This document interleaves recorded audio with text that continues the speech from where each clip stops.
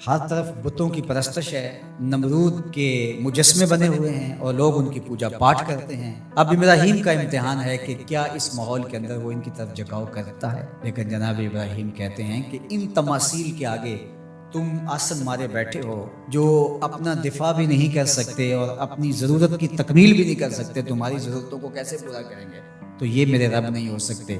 شمس و قمر کو، چاند کو، سورج کو، ستاروں کو پوجتے ہو، اچھا یہ چاند، یہ ستارے رب ہے؟ تو جب ڈوب گئے تو کہا کہ جو ڈوبنے والے ہیں وہ میرے رب تو نہیں ہو سکتے، مجھے رب کی ضرورت پڑ جائے، رب ڈوبا ہوا ہو تو مجھے تو وہ چاہیے جو ہر وقت حاضر ہو، تو میں تو اس رب کی پوجا نہیں کر سکتا۔ یہ ان کے شعور کا امتحان تھا اور اس شعوری امتحان میں پورے نکلے۔ پھر اس کے بعد اگلا امتحان تھا کہ وہ اس شعور کو بیان کرنے کی طاقت بھی رکھتے ہیں کہ نہیں۔ پھر بت گدھا ٹوٹتا ہے، نمرود کا دربار سجتا ہے، اور وہاں جو خطبہ حضرت ابراہیم نے دیا زمانے نے سنا، جب کلہاڑا اس بڑے بت کے کندھے پہ رکھ دیا اور باقی سارے بتوں کا تیا پانچا کر کے رکھ دیا، جب وہ میلے سے واپس آئے تو ابراہیم بڑی بے نیازی سے بولتے ان کے بڑے نے کیا ہوگا، دیکھو اسلحہ تو اسی کے کندھے پر ہے۔ تو وہ کہنے لگے ابراہیم تو جانتا ہے یہ بولتے نہیں، اور حضرت ابراہیم یہی تو لانا چاہتے تھے۔ پھر جو خطبہ دیا، اف لکم ولما تعبدون من دون اللہ افلا تعقلون، افسوس ہے تمہارے اوپر اور افسوس ہے ان پر جن کو تم اللہ کے علاوہ پوجتے ہو، افلا تعقلون، تمہاری کھوپڑی میں دماغ نہیں ہے۔ اور پھر اللہ کی توحید کا بیان فرمایا۔ پھر اس کے بعد جان کا امتحان آیا، تو پھر جلتے ہوئے شعلوں کے اندر جس طرح ہنس کے داخل ہوا پیغمبر، یہ الگ اور نرالی شان تھی۔ نمرود نے سوچا تھا جل کے راکھ ہو گیا ہوگا چخا میں، لیکن 40 دن کے بعد جب آگ بجھتی ہے تو حضرت ابراہیم انگاروں سے چلتے ہوئے یوں باہر آتے ہیں جس طرح پھولوں پر کوئی نازنین چل کے آ رہا۔ پھر 87 سال عمر ہے، اللہ تعالیٰ پھر حضرت ہاجرہ کے بطن سے حضرت اسماعیل کی صورت میں اولاد عطا کرتا ہے۔ اب اتنی بڑھاپے کی عمر میں اولاد نصیب ہو تو انسان کا جی چاہتا ہے سارے کام کاج چھوڑ کے گھر بیٹھ جاؤں اور میں اپنی اولاد کے چہرے کی بلائیں لوں، لیکن حکم ہوتا ہے اپنی زوجہ کو بھی اور اپنے نو مولود بیٹے کو بھی ایسی وادی میں چھوڑاؤ جہاں کوئی سبزہ بھی نہیں ہوگا۔ اللہ اکبر۔ پھر اسماعیل علیہ السلام کی ایڑیوں کے رگڑنے سے زمزم جاری ہوتا ہے۔ اب ذرا دیکھیے ایسا امتحان آتا ہے، اگر کو ہمالیہ پہ بھی ڈال دیا جاتا اس کا پتا بھی پانی ہو جاتا۔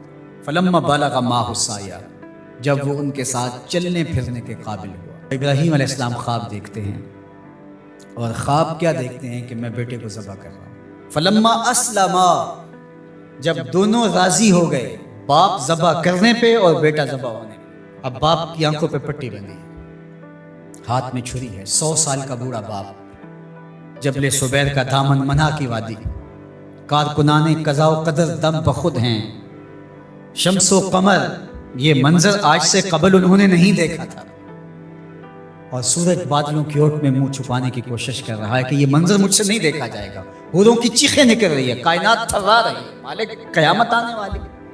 اور مالک بھی فرشتوں سے کہہ رہا تھا کہ تم کہتے تھے نا کہ سجدے ہم کریں گے، تسبیحات ہم کریں گے، انسان تو دیگا مشتیاں کرے گا، ذرا میرے بندے کی اس ادا کو بھی دیکھو، میرے حکم کی تعمیل پر میرے بندے کی اس انوکھی ادا کو بھی دیکھو۔ چھری کی نوک حلق کے اوپر رکھ کے پورا وزن ڈال دیا، گلا کٹ گیا، خون بہنے لگا۔ ابراہیم علیہ السلام ایک عجیب کیفیت میں، کیا کیفیت ہو سکتی ہے، میرے پاس تو لفظ نہیں ہے۔ اللہ اکبر۔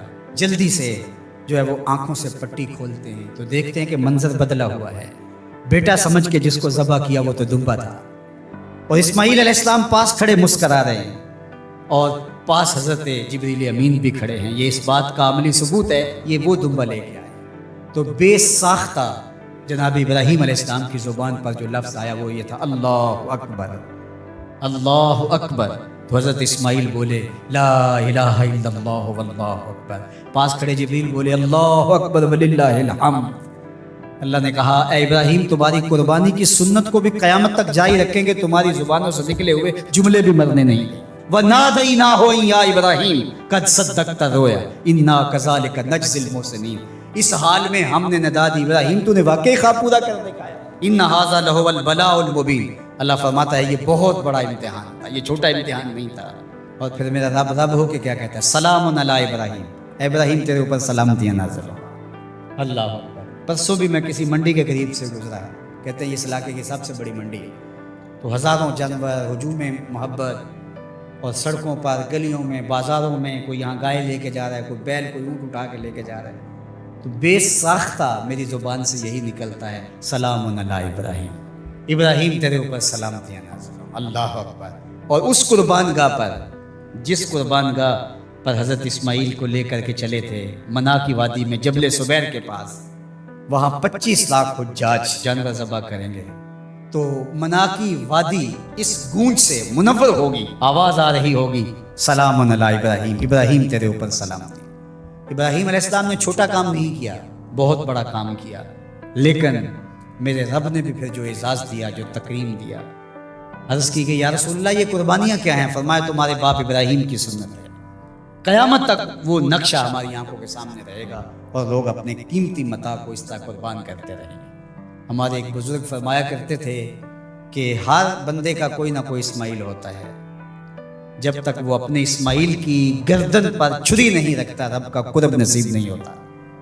تو اپنی عزیز ترین متاع اللہ کی راہ میں قربان کرنے کا موقع آ جائے، وہ جان ہو، وہ اولاد ہو، وہ مال ہو، وہ منصب ہو، جب حالات تقاضا کریں اور آپ کو لگے کہ میرے مالک کا مجھ سے یہ تقاضا ہے، تو راہ خدا کے اندر قربان کرنے کا جب یہ جذبہ اس لیول تک پہنچ جائے تو پھر آپ اس نور سے مالا مال ہوتے ہیں، اس فیض سے فیض یاب ہوتے ہیں۔